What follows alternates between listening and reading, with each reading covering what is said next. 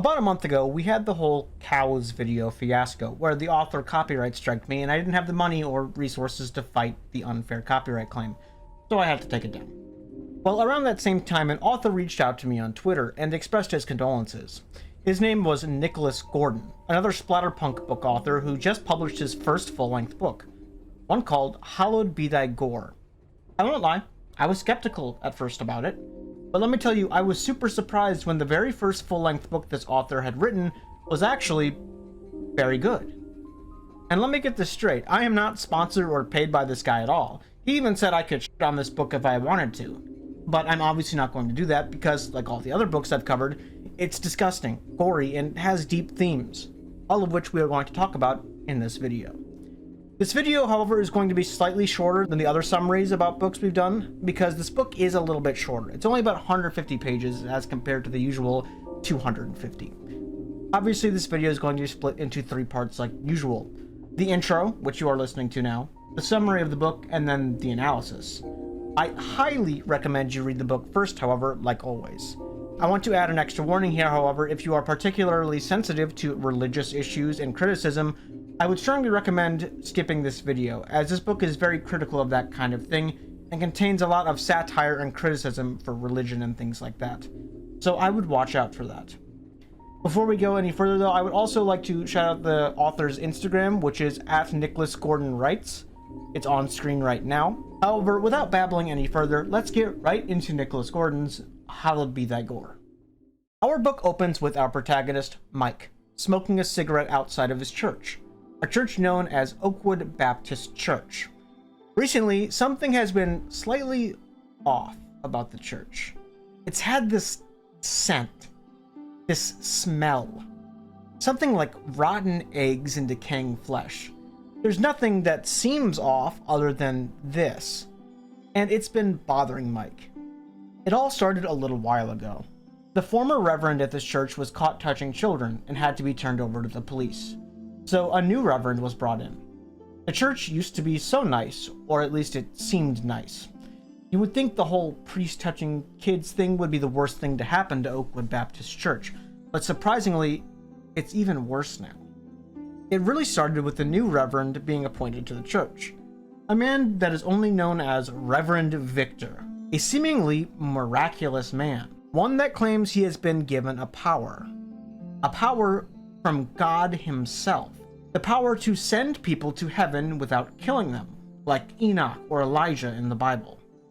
The rotten smell started when Reverend Victor performed his first miracle, sending a man named Tim to heaven, someone Mike knew very well. He looks at the church as he finishes his cigarette. It looks slightly different since the replacement as well. It seems a little more off.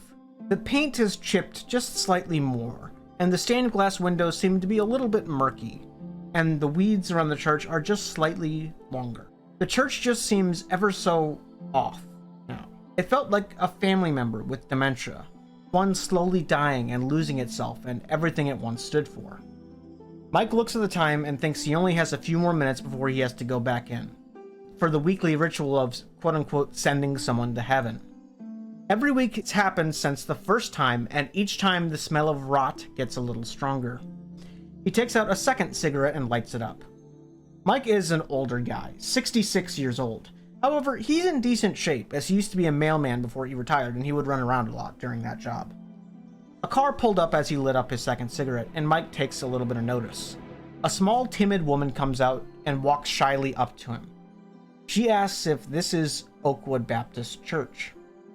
Mike says that although it is, she's a little late to catch some of the Reverend's sermons. However, Mike thinks that the sermons is a generous term for Reverend Victor's ramblings. Mike looks at her and sees that she has heard the rumors about this place and cannot detect the rot that has infested the church, because no one else talks about the smell other than Mike. He tells her that something's wrong with this church. He knows she's here for the heaven ceremony, he can tell, but she hasn't been fully indoctrinated by the Reverend yet. He tells her that something is ever so slightly off and she should just leave. She looks concerned and asks what he means, but Mike just says he doesn't know, but she does what she's told and drives off. Mike knows that Reverend Victor wants as many people as possible to witness his miracles, but Mike knows there's just something wrong about this whole situation. Just then, a woman walks out of the church and tells Mike it's time for the ceremony. Mike forces a smile and then follows her back in. This woman is a new mother, Kirsty. She too seems to have been indoctrinated by the Reverend, like the rest of the congregation. Not only that, she carries her newborn baby with her to all of these sermons and ceremonies. Her husband, Ted, is a Catholic, and he refuses to attend these Baptist church meetings, so he's not here. But it's unknown if he even knows what's going on. Which, in a way, is a good thing, as he isn't subjected to all of this in Mike's head. As Mike walks further into the church, the smell gets stronger. It's like some mixture of rotten meat and wet dog. Kirsty and the rest of the congregation have this look to them recently, Mike thinks. Their eyes are just ever so foggy. Not only that, no one seems to want to talk about the smell of the church. Every time Mike mentions it, no one agrees and they call him crazy. He thinks maybe he's been hallucinating. However, the baby that Kirsty has, Toby, seems to furrow his brow and mess with his nose every time he goes into the church. He can smell it too. They get further into the church, and although it seems off, it looks like any other Baptist church. Pews, a wooden cross, a piano, a baptistry, all normal. They head to the basement where the rest of the congregation went after the last service. About 30 people crammed into the basement room of the church, although it used to be about 36, but since Reverend Victor has been sending people to heaven, their numbers have dwindled a little bit. Everyone down here seems hypnotized, unable to criticize the church or anything about the Reverend. Everyone down here either smelled like cheap perfume or black coffee, which, by the way, is the best type of coffee, don't at me. Everyone seemed happy. Happier than ever, actually, although their eyes were hollow now. Just then, a man named Rob walks down with his wife. A short, bigger dude with a very clear and obvious hairpiece. I imagine him to look like Kevin from The Office with the hairpiece.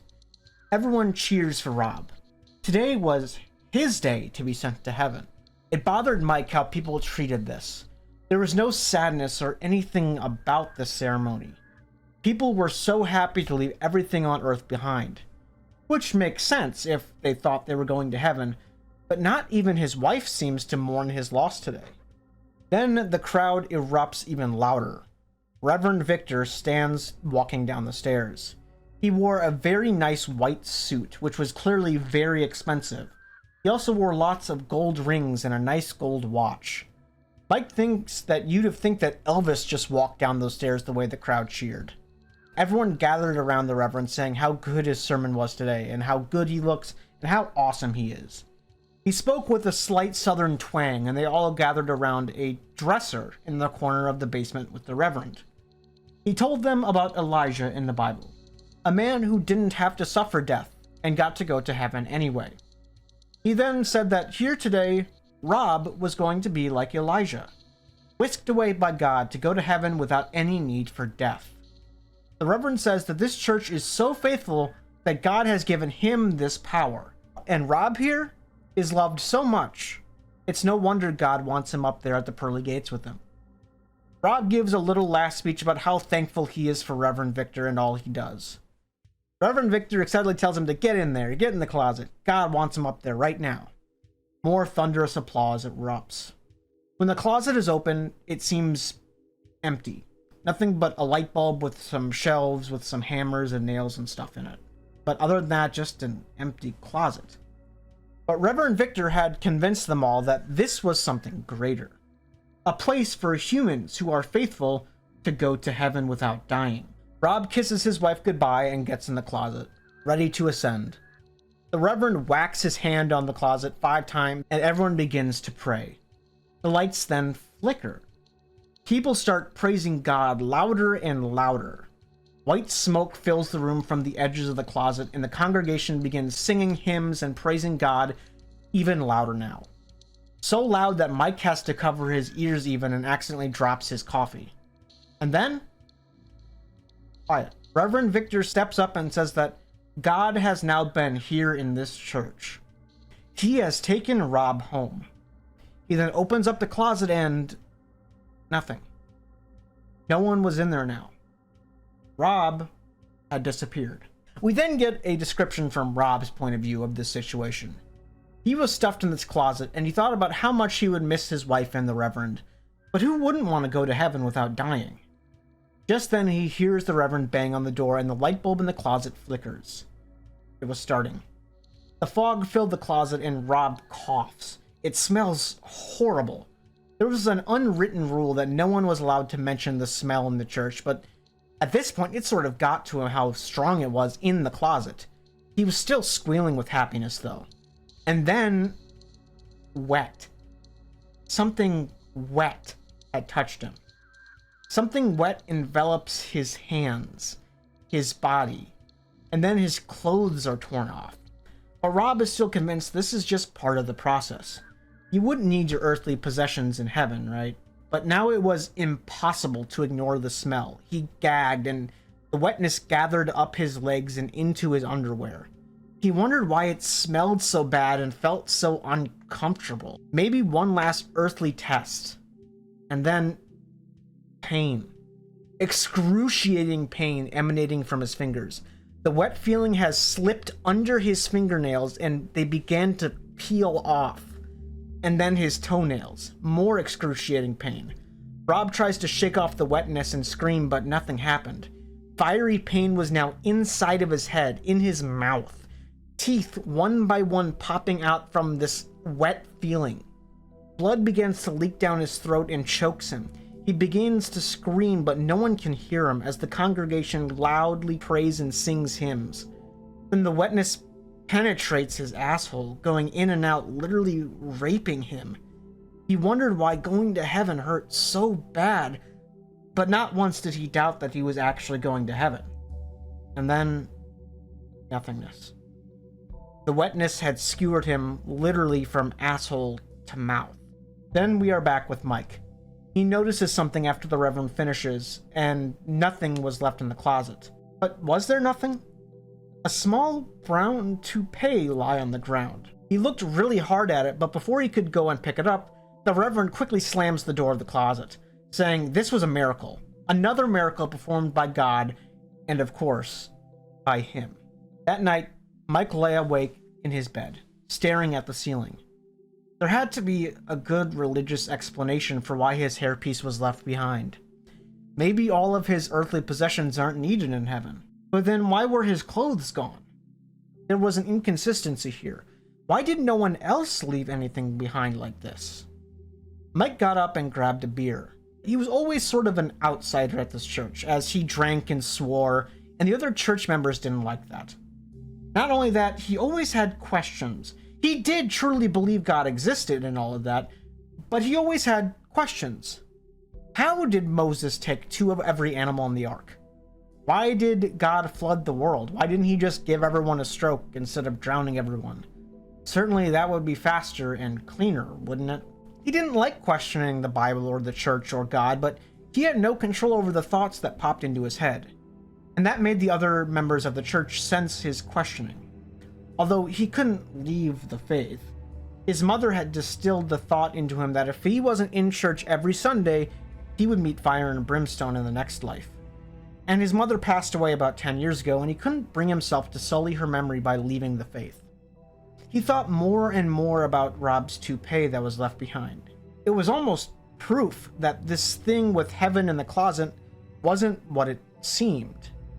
Did Reverend Victor know this? Or was he doing this intentionally? For that matter, why did everyone just believe what he was saying? Sure, he performed a magic trick, vanishing people in a puff of smoke. Other than his word, what confirmed that they weren't dying and going to heaven? It was also bothering Mike that people in the congregation treated Victor so highly. They almost worshipped him as much as they worshipped God. The church was no longer so much about God and Jesus and the faith, but more about Reverend Victor. He tried to brush these feelings off and go back to bed, but he couldn't. He thought about Rob and his toupee. He had to get proof, because he has no family, nothing anymore. The congregation is his family now. He can't see more of them fall to this weird fake heaven thing. He got back up and went downstairs. He finds a flashlight and went out the door. He got in his car and drove past Tim's house, the first guy that got sent to heaven. Tim had cancer, very badly, and he didn't have much time left anyway. And that's how it all started. Reverend Victor said that this heaven ceremony was for terminally ill people and very elderly people.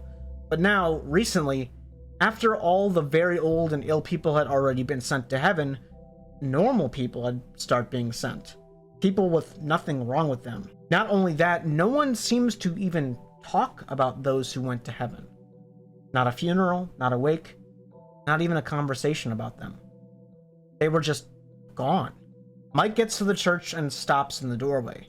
He was nervous already, but as soon as he got to the actual door, he felt his heart pound out of his chest for some reason. He walks towards the basement and feels more and more uneasy every step he takes, the stench growing more and more as well. He's worried that the Reverend will catch him, but he can't just turn back now. He gets down the stairs and looks at the closet.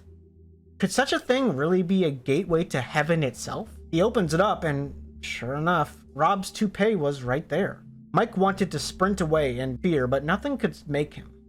Not when he was this close. He examined every part of the closet very closely, and it seemed just to be a normal closet, with normal things in it. He then had an idea. What if he banged on the closet? So he closes the closet and nothing. He opens it back up again and then a noise. A hiss in the darkness. The smell of sulfur and rot perforate his nose. He couldn't see anything, but out of nowhere a loud splat. He looks down and it was Rob's penis, severed off. One testicle imploded and blood oozing out of it. Mike vomits, the stench and the severed penis being way too much for him. He ran away and sprinted out of the church, smashing his leg into a pew on accident as he did, though the fear made him get up immediately despite the pain and ran out of the church. He ran to the closest house he could find. Unfortunately, that house was Reverend Victor's. He got there and slams on the door, screaming Reverend Victor's name over and over. He wondered if he was even home. But he saw his very nice car in the driveway. He had to be home. He wouldn't just leave his car here. Finally, the Reverend comes outside and asks Mike what's going on. Mike says he needs an ambulance and the cops right now. Reverend, seemingly worried, asks Mike if he's okay and what's he's talking about. Mike then passes out. Mike woke up to hear a woman's voice, asking the Reverend if he wanted to call the police. Mike wondered who the woman would be if she was in the Reverend's house. The Reverend slowly helps Mike up and asks him what is wrong. Mike tells him slowly what he saw. A severed penis on the floor of the church basement. Rob's penis. Reverend Victor looks confused, and he asks Mike if he hit his head or something. But Mike swears he saw it. Reverend Victor said it's okay, but he wants Mike to show him exactly where he saw it. Mike, thinking maybe Reverend Victor might not actually be bad after all, agrees, and they both head to the church in the early morning. They both headed down to the basement. Mike scared as hell. Reverend Victor asks where he saw it, where did he see the pecker, as there is now nothing anywhere other than a pile of Mike's vomit. He pleaded with the Reverend to believe him. The Reverend was calm and says that the church can be a scary place tonight. It's okay. Maybe it was just a trick of the light. Mike rushes up to the closet and picks up the toupee out of it. He sticks it in the Reverend's face, saying, "Was this a trick of the light too?" Then the mask slips slightly. The Reverend gets angry and yanks the hairpiece away, and then the nice Reverend says it's okay. It's just one of Rob's earthly possessions. They don't need it where he's going. Mike just stammers, apologizing, saying that he just worries sometimes, that what if these people aren't going to heaven? Without warning, Reverend Victor slams his fist into Mike's face, launching him to the ground. He looks up at the Reverend and saw someone different. Not literally, but the Reverend's mask was off. This was who he truly was. He didn't look angry, just neutral. No emotion, which truthfully was even scarier than seeing him angry. He just calmly says, "Never say some stupid shit like that again, do you hear me?" Mike says nothing. The Reverend then slaps him again just as hard. He tells Mike to promise him never to say it again. Mike, despite hating bullies, sees no choice. He's a 66-year-old man, and the Reverend is probably 40-something. He could kill him if he wanted to. Mike shakenly agrees. The Reverend says that Mike was mistaken. The toupee was not Rob's. Mike says that the Reverend said it was, though, but before he can finish the sentence, the Reverend shows his real anger. Enough to make Mike just stop in place. He tells Mike to tell no one that he said it was Rob's. He tells Mike to grab some paper towels and clean up the vomit and leave. Tonight did not happen. Back at the Reverend's house, a woman lay in his bed. A woman named Vanessa, Rob's wife. They were having such a good time before Mike barged in, asking the Reverend to check under the bed for monsters or whatever. She waited for the Reverend to return and looked around his room. Boxes everywhere, condoms, receipts from fast food restaurants. She wondered about all the other wives of the congregation. Most of them had been sleeping with the Reverend as well, as long as they were good looking enough, that is. Not only that, she thinks that most of the husbands even knew about these affairs. But they weren't sleeping with some random pastor. They were sleeping with Reverend Victor, a man who could literally perform miracles. Not only that, infidelity or not, he was sending people to heaven, so there was no need to worry about sinning like this. The Reverend opens the door and returned. The Reverend now has something in his hands. Leather straps. Vanessa squeals. Who knew that a pastor could be so bad? He puts the straps on her arms and legs and says that there's one more thing. A blindfold. She is so happy. The Reverend wasn't particularly good looking or well endowed. He was kind of just a normal looking guy, despite his gaudy fashion sense. So she doesn't know why her and the other wives of the congregation wanted him so bad. Perhaps the power or the thought that everybody wanted him. He does stuff with her and then puts duct tape over her mouth. Even more excited now. What sort of naughty things would they get up to with duct tape? Then wham! A hammer shatters her ankles. She tries to scream, but duct tape muffles it a bit. The Reverend apologizes and says that she can't be allowed to leave or run now. Then again, a hammer strikes her other ankle and a muffled scream rings out again. He lifts her over his shoulder with tears streaming down her face. She thrashes about, but she lost a lot of willpower from her ankles being shattered. He apologizes again, but says that this wasn't supposed to happen yet. But Mike got it all riled up. So he can't take any chances tonight, and he needs to do this now. He brings her down, and she understands where she is from the smell. He's going to send her to heaven. They're in the church. Even though she's in excruciating pain, at least she'd be going to heaven, right? So she calms down a little bit.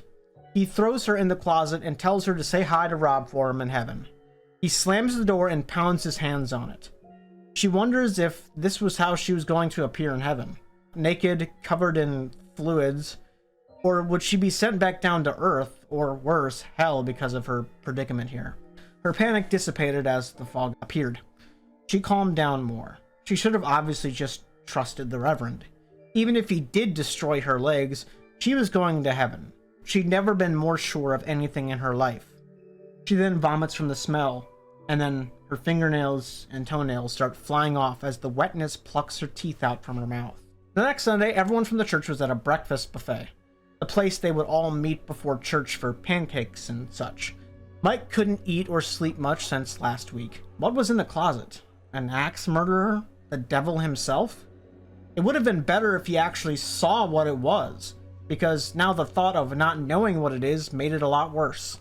He wanted to just leave town. But Mike has no family. No kids, no parents, no siblings. All he has is this church family. He couldn't just leave them, and even if he did, where would he go? He's a retired mailman with no family. His second choice was to try to tell somebody and get them on his side so they can save the church. Who could he tell, though? He wandered around the restaurant and listened quietly to the conversations. All only one topic. Reverend Victor. How great he was, how connected they felt to him. He figures that no one will believe him if they all love him this much. He goes over to his best friend in the church, Doug, who was looking at the menu. They exchange pleasantries and get some food. Mike has to convince Doug in his mind. They wonder what the sermon will be about today, and Doug says he doesn't know, but all the sermons are great, so don't worry. He then wonders who will be called to heaven today. Every Sunday it happens. Doug says he hopes it's him because his leg has hurt a little bit lately. Mike wants to scoff, but keep straight face. How were they at a point where they want to be practically euthanized because his leg kinda hurts? Mike slowly prods Doug. He says he wonders why God just doesn't take them in their sleep like he used to. Doug slightly gets upset and says that Reverend Victor has told them 100 times. Their church has been so good and is one of the only right churches in the country, and God loves them so much that he just wants to reward them. Mike says he knows, and he's very grateful. Lying. Saying he's just worried about some of the other members, because Mike says that he's heard that other people have wondered if Reverend Victor wasn't just misguided and not sending people to heaven. Before he even finishes that sentence, though, Doug slams his hand down on the table and asks, "Who said that? Who said that blasphemy?"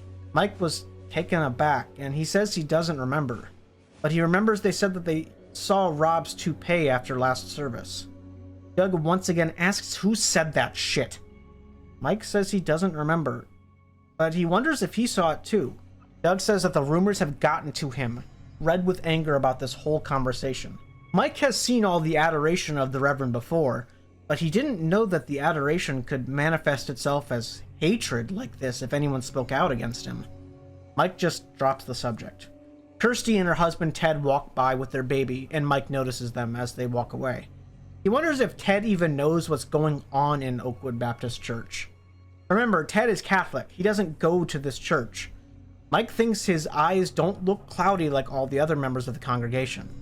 Does he believe all the things that Kirsty says? After breakfast, they all get ready and go to church. The Reverend was spewing just almost nonsense about the Bible, but he said it with such passion and conviction that it was hard not to be enamored by his sermon. After the incident last week, Mike thinks that there's no way that the Reverend is a God-fearing Christian like he says. He doesn't even really seem to understand the Bible all that well.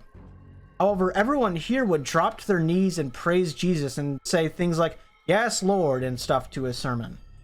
The Reverend then went around and shook everybody's hands, even Mike's, but he didn't look mean or anything anymore. The mask was back on. He didn't even say anything to Mike. He got back to the front and said that there are people in this world that want children to stay away from religion. We all know someone like that, don't we, folks?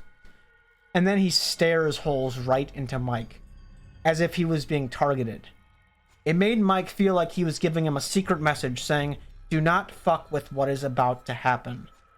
The Reverend continues with his speech and says that God loves children. He wants to see the children. Mike then understands what is about to happen and grows pale. Toby, the baby that Kirsty brings to church every Sunday. He's going to send the baby to heaven. Or not heaven, but whatever's in that closet. The Reverend calls Toby down, and his mother cries tears of joy. Mike is now fuming. He could send old men and women all he wants to heaven or whatever, but a child? A baby? He wouldn't do that, right? They all head down the stairs as Mike tries to protest, but no one hears him over the cheers. There was a pro-life protest here not long ago because everyone in the church believed abortion was wrong, right? Now they're killing a baby. That seems hypocritical, Mike thinks. Mike thinks back to the castration that happened to Rob. Mike didn't even want to think what was going to happen to the child. He runs down as they are about to put Toby in the closet. Mike's conscience makes him scream to wait. Everyone turns around and stares at Mike. He asks if they don't think he's a bit young for this. They all murmur and question, what did he say? Mike then asks, wouldn't God not want to send the mother with the child? Would they really want to be separated like that? Reverend Victor then strangely agrees. But then he says that God had just told him that actually he wants both of them to go to heaven, actually. Cheers rip through the basement as Mike stares dumbfounded at the Reverend. The Reverend thanks Mike, says that God surely put that thought in his mind, and then smiles at him. A cold, dead smile saying, don't try anything else. It won't work. Mike watches in horror as the Reverend puts the mother and child in the closet and then whams the door shut 5 times. Mike prays to God for it just not to work this time, and as the rest of the congregation dance and celebrate, Mike just stares. It seems God didn't listen. The fog pours out and people cheer, and finally, the fog stops and the Reverend tears the door open, revealing nothing. The child and the mother were gone. Mike sits at home at his table smoking a cigarette, thinking about what a coward he was because he had to sit by while a child and his mother died. He wondered where the bodies even are hidden. In the walls? He thinks to himself that no one is going to believe him unless he has proof. He grabs a camera and a steak knife just in case. He drives to the church, and although it took several cigarettes and panic attacks, he made it. As he walks his way up the trail to the church, he imagined what would happen if the reverend would catch him again this time. He walks up to the front door, and this time it was locked. I guess the reverend is being more cautious now. Mike went around and found a window that was open in the back of the church. It was to the reverend's office. Mike opened the window and jumped through, hoping the reverend wasn't in tonight, which is a huge gamble and I respect it. But he makes it in and looks around. He lights a candle that he brought with him for some light, and he looks around the reverend's office, which is now lit up. The shelves were completely empty. Before, the last reverend, the one that touched kids, had several shelves stacked. Bibles, books on Hebrew translation books, things you'd expect a priest to have. But Reverend Victor had nothing on the shelves. Strange. He makes his way down the stairs, and every fiber of his being makes him want to turn around. He feels an unnaturally primal fear in his bones. But every time he felt that, he remembers Toby's sweet face, and now how that face is more than likely gone from this world. He puts the candle down and stands there for a few minutes, frozen with fear. He finally builds up the courage and slams on the door 5 times and opens it just to watch what happens. The fog spreads like normal, and then the smell worsens. Mike even has to put his shirt over his mouth just to try to keep his lunch. He snaps some photos just as he starts to see a shadow appear. Like 2 arms appearing from the top of the closet. He can't really make it out, and he doesn't even know if he really sees it because of the fog, but it looks like long, spindly arms. Mike thinks that this isn't enough, though. People here will probably just say that they're God's arms or something. He gets closer, and an overwhelming sense of dread takes over Mike. Not like before when he walked into the church, but something far more petrifying. Just as he snaps another picture, he sees Toby, hanging from the top of the closet. The child's arms dangling from the top, being held up by something. A crater in the top of the infant's skull, the size of a pool ball, leaked brains out of the infant's head. Mike drops the camera in pure shock. Toby's bones are broken through his skin, and his legs are now protruding out of where the thigh bone should be. Most of his skin is flayed off. It looks like someone took sandpaper to every part of the poor infant. His body jostled around as if someone was trying to do something to make it move. But it wasn't natural. It was like someone was puppeteering it. A piece of skin slips off the bone of the infant's arm and hits the ground with a mushy sound. Mike picks up the camera as fast as he can, and had an overwhelming sense that he just saw something that no human should ever see. He wanted to gouge his own eyes out and run away, but he's frozen with fear yet again. He takes another picture, and he could actually see the thing's arms this time. They're long and spindly. Its fingers have no nails. They look like string, like coiled around the infant's neck. It's a living thing in that closet, and it's not human.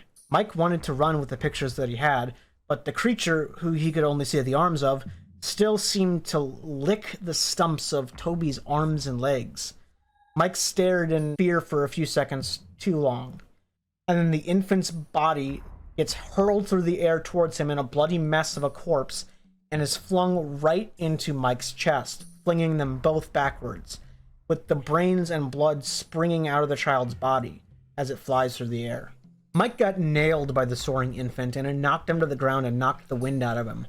Broken bones and flesh explode on Mike, and he vomits. He wants to lie down and just die. But the thing was starting to leave the closet. Mike starts running and trips on a bit of infant muscle tissue and falls on the floor. He gets back up quickly and rushes upstairs. He doesn't leave immediately, though. He locked himself in Reverend Victor's office. He picks up the phone and dials 911. He feels like he just got a glimpse of hell itself in there. He didn't care if the Reverend found him now. He had to kill that thing down there with the cops. 911 answers and asks him what's wrong. Mike calmly tells the cops that a child is dead. They need to get to Oakwood Baptist Church right now. And then he couldn't even hear the operator anymore. His brain has drowned her out, and all he could hear is the dripping infant blood on him. He realizes now that he dropped the camera when he fell down earlier. He worries that the police or the monster or whatever would destroy the camera. After a while, though, he hears the distinct sound of police sirens. Mike rushes outside and falls to his knees and explains the situation, obviously sounding crazy. The cops say that it's okay, he's covered in blood, but he should just sit in the backseat of the cop car while they go and check it out. Mike is just happy to see the cops and he is safe now, so he just obliges. Nothing happens for a while. But then he hears the crack of gunshots coming from the church, which makes him jump. And then once again, more time passes. Longer and longer. What's taking them so long? The double doors of the church then violently swing open. Only the two cops don't come out. The Reverend Victor does. Mike's blood turns to ice. He violently thrashes in the back of the cop car, trying to get out of the car. He tries to kick the front seat as hard as he can, but obviously the back of a cop car is pretty sturdy. The Reverend notices him and walks up and sees him through the window. He opens the door and tells Mike that he's being a real pain in the ass now. Mike just blubbers and says, "Please don't put me in the closet," just begging for mercy. The Reverend then asks Mike if he really thinks that he's sending the congregation to heaven. Mike says he obviously doesn't think that. The Reverend says that he's lucky because he can't send him to heaven right now. But for now, Mike is going to go with him and clean up the basement of the church. And the Reverend clearly isn't going to help him. He doesn't want to get one fleck of blood on his white suit. But one more thing. The Reverend throws the camera at Mike's feet. Destroyed. The Reverend picks him up and throws him on a bed in the parsonage. Tells him not to even try to escape. He'll be back tomorrow, and when he is, he was going to help clean up the mess. He straps Mike down, and through the window, Mike saw that the Reverend drives off with a police car and comes back without a police car. He comes in and says that Mike is being a real inconvenience for him and the church now. He's going to stay here for the week. Then when Sunday comes, he's going to go to heaven. He will celebrate like everybody will expect him to, and then he will go into the closet. Mike wonders if, in a roundabout way, that he actually is sending people to heaven. He was clearly feeding him to this thing. And honestly, after what he witnessed, death seemed like the preferable option rather than living on. So Mike went to sleep, replaying the events of a few hours ago over and over in his head. The Reverend comes back the next day and takes Mike downstairs and tells him that if he tries to escape when he unties him, he would immediately be killed.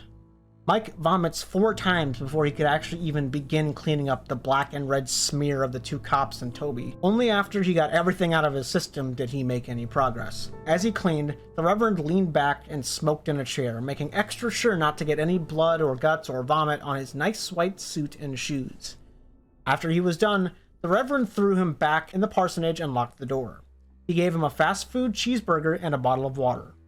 He drinks the water, but he can't even think about eating at a time like this. In 6 days, though, all of this would be over. It wouldn't matter. During those 6 days, Mike realized who the Reverend really was. He wasn't a suave and luxurious man like you might think, but messy and disgusting. He had plenty of money, sure, but every day for lunch and dinner he'd buy greasy fast food, sometimes throwing Mike a tendy if he felt nice. During those days, tons of stuff from online shopping came to his door as well. Porno magazines, VHS tape, gaudy watches, just endless things. He was also a huge slob, getting ketchup stains on remotes and his non-church clothes. He swore, he ordered useless things, and he wore gaudy clothes. He was like a child with a credit card. Not only this, every other night a new woman would come by. The Reverend told Mike to stay in his room every time, shit himself if he had to. He was not allowed out of the room while he was doing his business. Mike wondered if the women that came over would want to even get in his pants so bad if they knew how sloppy and gross he really was. Then the thought occurred to him that it didn't even matter. He was Reverend Victor. It disgusted Mike that he was actually like that. Mike thinks that he would be a little bit more okay with this if this was some smooth-talking antichrist guy that orchestrated all of this church facade. But it wasn't. It was just a sloppy, greedy little old man. Mike wonders why this second coming of Jesus act didn't work on him. He was plagued by nightmares for 6 days and nights as he slept. And then Sunday came, and the Reverend throws Mike his jacket and tells him, finally, to take a shower because he needs to look like he's going to church like he normally would. And yes, he's been caked in blood for 6 days, pretty much. Only when the Reverend threw the jacket to him, Mike noticed something. It hit the ground with a clink. The Reverend didn't notice, but the steak knife he brought with him in the church a week ago was still in the jacket pocket. Mike got in the shower and thought of a plan. Just then, the Reverend knocks on the door and tells him to get out of the shower. It's time for church, interrupting his thoughts. They walked across the lawn together, and the Reverend had already put on the persona of the smooth-talking pastor. He told Mike that if he even sensed that he was about to make a break for it, he'd kill him. Mike just pretended to be depressed as he has been the past 6 days, even though he now had a knife in his pocket and a plan. The Reverend put him in a pew in the back and told him not to get up for anything or he'll throw a hymnal at him. People began to get to the church, and Doug walked up to Mike and said that if neither of them get called by God anytime soon, they should go fishing pretty soon. Mike just wants him to go away so he can plan out what he's about to do. He eventually leaves to go get a donut, and Mike doesn't follow, not wanting to be hit by a random hymnal, despite being invited to. He thought that he was going to have to kill the Reverend today, but he didn't really like his chances. But what other plan did he have? He was gonna die anyway. He watched the Reverend as the service went on, and he shook the hands of everyone, even the husbands of the wives that he'd fucked in the previous week. As the service stretched on, he wondered if God would forgive him for this murder he was about to commit. Mike prayed. Near the end of service, the Reverend started his usual spiel, saying how wonderful it is that God had given him this gift. No one has to die anymore. They could all go to heaven with no strings attached. Several amens and praise gods rang out in the church. Mike shook uncontrollably and tried to look as normal as possible. He thought to himself that he never even got to see what was in the closet. He knew it wasn't human, and it wasn't an animal, so what even was it? He then heard through his own thoughts that the Reverend had called him down to go to heaven this week. Extremely loud applause rang out, and Mike acted like he's never acted before. He stood up and smiled and put his arms up. People came up to him and shook his hand, and every time he had to wipe his hands on his pants so no one could feel how sweaty his palms were. Then the whole congregation ran to the basement, practically, Mike smiling nervously the whole time. A feeling of rage bubbled in Mike as well, psyching himself up to kill a man. He no longer thought of anyone in the church as family that he had known for 20 years, but now all just little Reverend Victors. He wondered if that thing was in the closet right now, waiting for him. The Reverend showed a shit-eating grin and asked Mike if he was ready to go. Absolutely, Mike says. The Reverend then grabs him by the shoulder and digs his fingers into him, clearly knowing that he's on edge and on the verge of running. The Reverend gives a speech on how long Mike had been there, and how terribly sorry he is to see him go and all and whatnot. Then he puts him in the closet. Mike shudders, thinking about how he was going to do this for Toby. He had to. The Reverend closes the door with a wicked grin, and Mike begins to shake harder. Did it come from the ceiling? The floor? Where did this monster come from? The 5 loud knocks ring out. Mike looks up and then notices the boards on the ceiling were loose. Cheers rang out, and he could hear the light going out, and then the fog came. He heard the praying loudly of the congregation, and then felt it. The thing. It's above him, hovering. Something worse than evil. A horrible feeling. Mike then tries his best to locate Reverend Victor's location through the door by his voice. He gives a silent prayer and then shoves the steak knife as hard as he can through the door. And then nothing. Did he miss? Then a scream rings out. Reverend Victor's. He hit him, but he doesn't think he killed him. He tackles the door open and jumps out. When he broke out of the closet, the Reverend did nothing but hold his bloody arm up and stare at Mike with red-hot hatred. Mike has one chance, and he lunges at the Reverend's chest with a knife.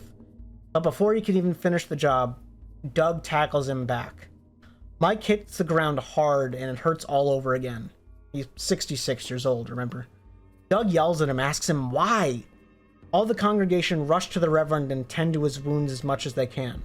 Mike yells for everyone to look in the closet. There's a monster.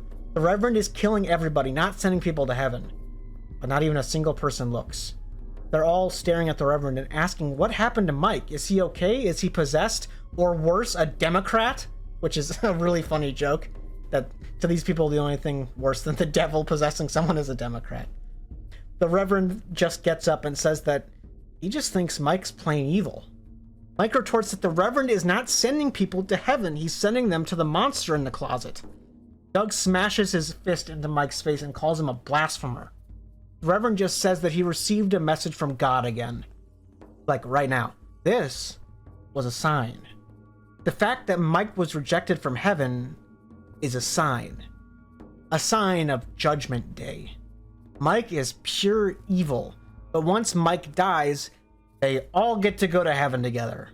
The mood changes in the room from pure hatred towards Mike to pure celebration. People fell to the ground and wept tears of joy. The Reverend tells everybody to go home and be prepared for the heaven ritual. Mike feels like he's going crazy. He yells, "How is everyone even going to fit in the closet?" The Reverend punches him as he's saying this, and the crowd cheers at Mike's pain. Then another punch from a different congregation member. Then another one. Then another one. And one after another until Mike blacks out. Mike wakes up hurt and confused. He wonders where he is. His head pounded and it kept getting worse. He opens his eyes through the dried blood and sees that he's tied to a chair in the Reverend's office. Before he could even think of anything, he heard a small cry behind him.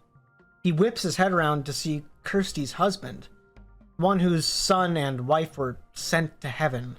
The Reverend walks in and says, "Good evening, gentlemen." He then asks Mike if he likes his bandages on his arm, because some asshole almost killed him tonight. So cool, right? The Reverend seems jovial or excited at this almost. Mike asks the Reverend to just let Kirsty's husband go at least.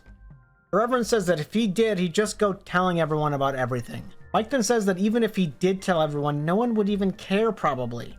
Everyone loves the Reverend anyway. He can do no wrong, so they just ignore it and side with him anyway.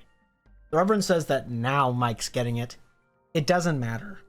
He fucked Kirsty too, by the way. Mike asks why he just doesn't kill them both. The Reverend states that he could if he wanted to, but he doesn't mean he should. Just like having sex with any of these poorly educated people's wives, as he says. He can do anything he wants, as long as he does it with an ounce of privacy.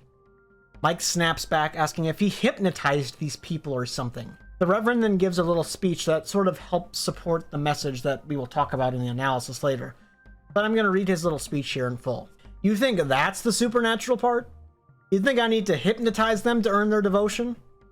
That's what you don't understand about people, Mike. Humans as a species are dying to have someone to unconditionally worship. Figures who can do no wrong and give us everything we want. You tell them what they want to hear, offer them something, and have an ounce of charisma, and they'll be in your pocket in no time. Mike just says to just fucking kill him then. The Reverend says that he won't do that. He's just going to send him to heaven like the others. Mike then finally gulps and asks what's been on everybody's mind this whole time. What's in the closet? The Reverend says that he's not going to be alive that long anyway, so he'll tell him. A few years ago, he met a friend. They have a business relationship. This friend wants to eat meat. Human meat. But not just any human meat. A human who was at the height of happiness. The meat tastes better. Which reminds me of the Tender is the Flesh book that we just covered a couple weeks ago. Video is on the screen now if you want to see that. Great book. And this creature wanted meat. And the Reverend just wanted plenty of women to fuck and all the money he ever needed. This thing is just in the ceiling above the closet. Obviously, it's not in heaven reaching from above. Mike says the police have to know about this. But the Reverend says that this isn't the first time he's done this. Plenty of churches all across the country he's done this in before. Plenty of people have tried exactly what Mike is doing. And plenty of people have failed. The Reverend is experienced in this whole scheme. No one reports anything to the cops because he tells them not to. People love him, and why would they report anything to the cops? They're all willingly going to heaven, right? But after a while, people start to get slightly suspicious. Then, he just sends the whole congregation to heaven and pretends he went with them and moves to another church a couple states over and starts again. He then gets up and throws the two men down the stairs in their restraints, going up to the closet and banging on it 5 times. He leaves them there and tells them to have fun in heaven. And then he walks back upstairs. Mike and Ted are thrashing, trying to get out of their restraints. However, Mike thinks that he'd just rather be calm when he dies. He's given up. A loud scraping noise comes from the dresser. The first thing that they could see was the long fingers protruding from the ceiling. Each one is long and as thin as a pencil. It puts its hand on the ground and feels around to see where it's going. And then another arm protrudes and leaves the closet. A voice in Mike's head tells him not to look at this thing. Something primal is emanating from it, and no human should see this thing. The only word that Mike can use to describe this thing is long. Everything about it is long. Its fingers, its skinny torso, it has paper-like skin stretched all over its body, almost as if touching it might make its skin crumble between his fingers. Strangely, a trunk like an elephant protrudes from his face, almost obscuring any facial features. Almost as if the trunk was the only thing on its face other than a row of strangely human-looking teeth. The trunk was leathery and scraped on the ground, along with another appendage that Mike assumed was its leathery penis. The trunk is covered in a shiny sheen liquid as well. Just a wet-looking thin trunk. I imagine this thing looks a lot like a very thin and naked Shognar from Fear and Hunger 2 with this thing on the screen. It breathes only through its mouth, as if it could tell how repulsive it smells. It made a strange moaning noise, as if sexually aroused. Ted screams and flails all over, tearing his vocal cords as he screams as loud as he can. The creature walks up to Ted and then envelops one of his fingers with its trunk. It rips off his wedding ring, and then Ted screams even louder. Its trunk retreats and leaves a pink, nailless finger. Ted bunches up his hand in a ball, blood dripping from his nails, or lack of nails, and then it works up his other hand, one nail gone at a time. Its penis stiffens as if it was getting some sort of pleasure from this. It then sticks its trunk straight down Ted's throat. Only guttural gurgles instead of screams come from Ted now.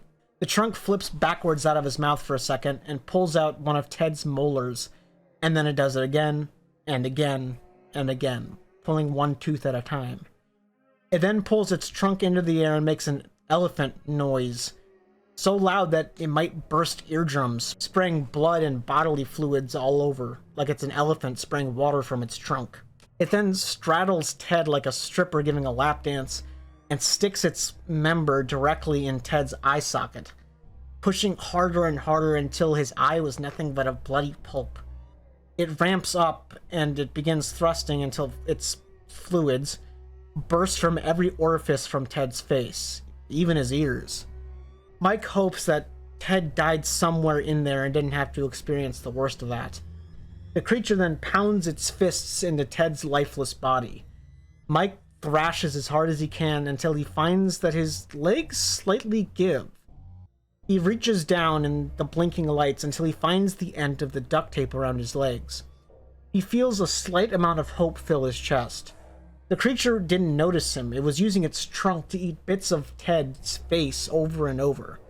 Mike did everything he could to get out of his bindings, and he was slowly making progress. He had to hope that the creature would be too preoccupied with Ted's head full of stuff that used to make his body work. It was sniffing around the inside the gaping hole of Ted's face with its trunk as if looking for any small pieces of brain it might have missed, and was eating them. It then somehow sticks the entire top half of Ted's entire body in its mouth, stretching its cheeks, and eats the whole torso of Ted, extending its trunk size to like an anaconda eating a cow or something. What do anacondas eat? Mike finds the end of the duct tape finally and quickly lifts the metal chair out from under him and smashes the chair into the spindly creature, although it didn't do much other than anger it. However, the creature lifted its trunk for its ungodly loud battle cry. Mike took this opportunity to run as fast as he could. He didn't stop. He got out of the church. Now he's a football field's length away from the church, and he still didn't stop. He figures soon enough the creature will bellow out of the doors of the church and catch him. But it never does. He stopped caring about the rest of the congregation now. If they wanted to feed this thing, fine. He wasn't going to die to it. Stupidly, though, Mike runs back to his own house a couple miles away. He runs into his house. He did it. He survived. He remembers Toby and then sits down on the couch and rubs his probably concussed head. He falls asleep before his head even hits the back of the couch. Although through the blinds, Reverend Victor watches. He thinks it was almost admirable how much Mike is trying to survive. He almost wants to let him live as a consolation prize, but he can't. A couple of cops isn't a problem, but if Mike brings like a ton of cops and the city gets involved, that would be a problem for him. Tomorrow, after all of this is over, he would rent a U-Haul and drive to a church in Tennessee that he heard about recently that needed a new pastor, and he will begin again. Mike woke up to a knock at the door a few hours later. He jumped up, not answering it, just panicking, thinking it was Reverend Victor of the congregation. He heard, "Mike, it's Doug. Let me in." Mike knew this was going to be a hit on him or something like that. How did they know he was back home? How did they even know he was alive? Mike slowly started up the stairs as he heard them pound harder and harder, and Doug saying that they just want to talk to him and ask some questions. Not him, but they. Mike tried to grab his keys before escaping, but the window near his door exploded. A hammer was thrown through his window, and he heard, "Kill him! Kill the blasphemer!" and "treasonous devil!" and things like that. Mike heard at least 3 voices. He couldn't fight them all off. Maybe if it was just Doug, but 3 wasn't going to happen. Mike ran to his bedroom and they broke his door down. The only escape was a jump from his second-story window. 5 men break down his bedroom door as he stands there psyching himself up to jump. No choice now. He jumps. But remember, Mike is 66 years old. He lands slightly wrong and snaps one of his legs. But the adrenaline was running high and he barely got back up and started hobbling his way to the car. Though with a broken leg, he's too slow. The men run back down the stairs and catch up to him. They slowly walk towards him and when they get close, as he did everything he could to get to the car. Mike yells that if he wants to kill themselves, fine, but leave him out of it. Doug knees Mike in the crotch and says he's got a lot of nerve talking to God's chosen like that. They throw Mike in the trunk and drove back to the church. Mike's body is broken, but the pain was nothing compared to the thought of heading back to that thing in the church. They drag him to the basement and throw his broken body down the stairs. The rest of the whole congregation was already there, all giving their gold watches and money in a basket next to Reverend Victor. He's clearly just robbing them, although they don't see it that way. They're just giving Reverend Victor their earthly possessions to give away before they go to heaven. A small woman asks, "Why is Mike here? He's not going to heaven with him, right?" They all shout things at him like blasphemer and anti-Christian and things like that. The Reverend says, "Calm down. This man is evil. The whole facade Mike had was fake. He was never a Christian. He was sent here by the devil to root them out from the inside." The congregation all gasped. "He wasn't a traitor. He was never with them to begin with," the Reverend continued. He calls Mike a child predator, a thief, a rapist. He stole the church's money and did all sorts of drugs as he did it. Mike obviously didn't do this, but he couldn't even defend himself. Whatever Reverend Victor said, they would believe him, no matter what. Reverend Victor says, "Don't let Mike ruin this evening, though. They're all going to heaven." And the Reverend says that instead of sending Mike to heaven with them, let's send him to hell. The congregation jokes that maybe Reverend has another closet for that kind of thing. Although the Reverend is slightly annoyed at the joke, he says he has a better idea. The congregation drags him up and puts him on a table. He looked for anything, a weapon, an exit, an opportunity, anything. All he could see was the smiling faces of the congregation. The people he knew for 20 years all turned on him. The Reverend came up and whispered in his ear, "Sorry, Mike." He wasn't. The Reverend went to the closet, but instead of hitting it, he pulls out a box of hammers and nails. The rest of the congregation went upstairs and dragged the wooden cross that adorned the wall of the church down. Mike begged, pleaded, saying they can't do this, they can't mean it. The Reverend steps on the table and steps on Mike's broken leg even harder, the bone now protruding from his skin. He speaks in a loud voice, "Who wants to send this bastard to hell?" They all cheered. He saw people he went to church with for 20 years laugh and smile at his pain in so much joy. They pull him up on the table and they slam his spine against the cross, but he could hardly even feel it at this point. Things started to lose color, and he felt weak. He tried to struggle, but his body wouldn't move like he wanted it to. A little lady that used to give him candy pulled at his broken leg, and he heard a loud snap and then lost all the feeling in it. He didn't even want to look at whatever just happened to his leg, if it got cut off or just broken back into place. He didn't even want to look. Not that he really even could look if he wanted to at this point. He was too weak. The Reverend just smiled at him triumphantly. Mike feels that the Reverend is thinking that he did it. He got away with it before, he got away with it now, and he will get away with it next time too. Pain exploded from his arm as the first nail was nailed into his arm. Heat radiated from the nail every time the hammer struck it. Then another nail was hammered in. Then another. Then another. Then another. This wasn't a biblically accurate crucifixion like you see with Jesus with one nail in each leg and arm.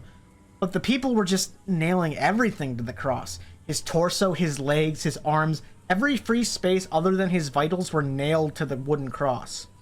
Time stopped making sense to Mike. It could have been seconds, minutes, hours, or days of this, though it was probably only a few minutes. They then lifted up the cross and gravity did its thing, and tore right through Mike's skin and bones. The Reverend then asked who wanted to go to heaven now. They all cheer as Mike bleeds out in the corner of the room of the basement. The Reverend slams his hand on the closet 5 times, and like always, the fog bellows out. Mike found a slight amount of solace that in his dying moments that finally the congregation would see the truth. They would see that the monster is real and know that the Reverend had played them all for fools. People cheered and kissed like it was New Year's Eve as the monster expunged itself from the closet. Though something was wrong.